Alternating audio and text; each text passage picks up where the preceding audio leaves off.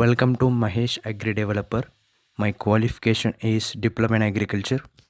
So ఈ వీడియోలో మనం చిల్లీలో అంటే మిరపలో చీడ పురుగుల గురించి తెలుసుకోబోతున్నాం. సో ఇది తెలుసుకునే ముందు ఇలాంటి మరిన్ని వ్యవసాయ సంబంధిత వీడియోల కోసం ఈ ఛానల్ని సబ్స్క్రైబ్ చేసుకోండి. నచ్చితే ఒక లైక్ కొట్టండి. సో ఇప్పుడు మనం ఈ వీడియోలోకి వెళ్దాం. సో మనం ఫస్ట్ చిల్లీలో తెలుసుకోబోయే పురుగు ఏంటంటే తామర పురుగు.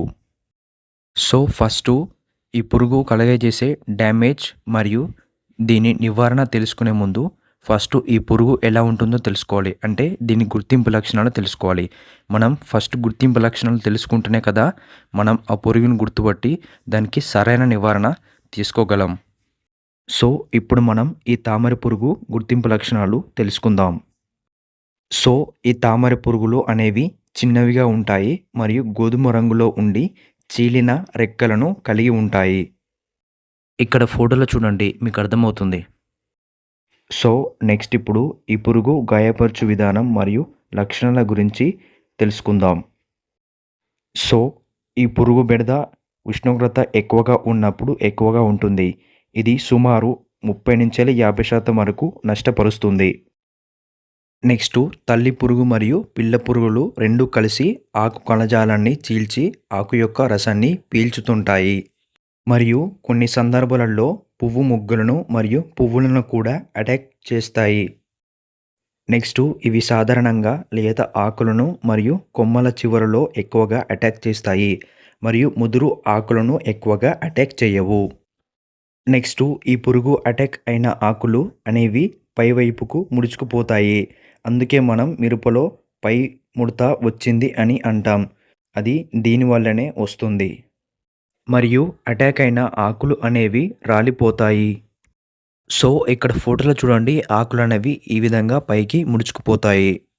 సో నెక్స్ట్ ఇప్పుడు మనం దీనిని ఎలా నివారించాలో చూద్దాం.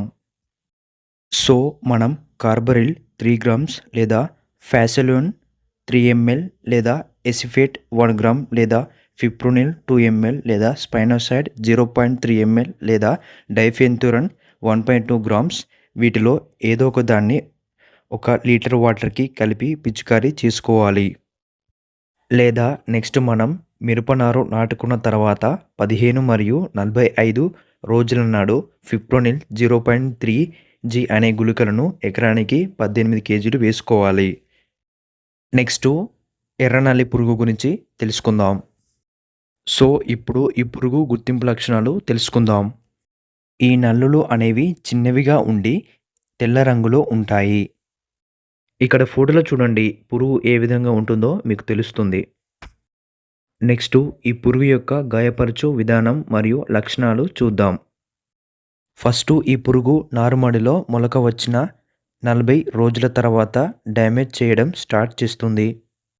నెక్స్ట్ దీని ఉధృతి ఎక్కువగా నాటిన 2-3 నెలలలో ఎక్కువగా చూడవచ్చు. ఈ నల్లులు అనేవి ఎక్కువగా గూళ్ళు కట్టుకొని ఆకుల కింది భాగంలో ఉంటాయి. నెక్స్ట్ తల్లి పురుగు మరియు పిల్ల పురుగులు రసాన్ని పీలుస్తాయి. దీనివల్ల ఆకులు క్రింది వైపుకు ముడుచుకుపోతాయి. సో ఇలా డ్యామేజ్ అయిన ఆకులు తిరగబడిన పడవ ఆకారంలోకి మారిపోతాయి. ఇక్కడ ఈ ఫోటోలో చూడండి, ఆకులు ఏ విధంగా కిందికి ముడుచుకుపోయాయో మీరు గమనించవచ్చు. నెక్స్ట్ ఈ పురుగును ఏ విధంగా నివారించవచ్చో చూద్దాం. సో మనం డైకోఫాల్ 5 ml లేదా వెటబుల్ సల్ఫర్ 3 గ్రాములు ఈ రెండిటిలలో ఏదో ఒక దాన్ని 1 లీటర్ వాటర్కి కలిపి పిచికారీ చేయాలి. లేదా నెక్స్ట్ తామర పురుగు మరియు నల్లులు ఒకేసారి కనిపిస్తే ఫ్యాసలిన్ 3 ml లేదా డైఫెన్థఫ్యూరాన్ 1.5 grams లేదా క్లోర్ఫెనఫైర్ 2 ml దీంట్లో ఏదో ఒక దాన్ని 1 లీటర్ వాటర్కి కలిపి పిచికారీ చేసుకోవాలి. నెక్స్ట్ చిల్లీలో ఈగ మిడ్జ్ ఈగ గురించి తెలుసుకుందాం. ఈ ఈగ గుర్తింపు లక్షణాలు ఎలా ఉంటాయంటే ముదురు ఎరుపు గోధుమ రంగులో ఉండి ఒక దోమ వలె ఉంటుంది. ఇక్కడ ఫోటోలో చూడండి, ఈ విధంగా ఉంటుంది. ఈ ఈగ ఎలా నష్టపరుస్తుంది అంటే దీని గొంగళి పురుగు పువ్వు భాగాలను తింటుంది మరియు ఇలా తినడం వల్ల మిరప కాయలు సరిగ్గా అభివృద్ధి చెందక వంకర టింకరగా అభివృద్ధి చెందుతాయి. ఇక్కడ ఫోటోలో చూడండి, ఈ విధంగా కాయలు వంకర టింకరగా అభివృద్ధి చెందుతాయి.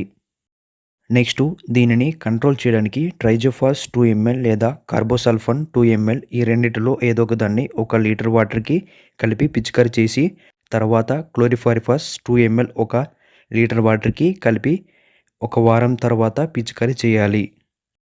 సో టోటల్‌గా మిరపలో ఈ విధంగా చీడపురుగులను కంట్రోల్ చేయవచ్చు. సో టోటల్‌గా ఈ వీడియో మీకు ఉపయోగపడుతుందని అనుకుంటున్నాను. So thank you for watching this video.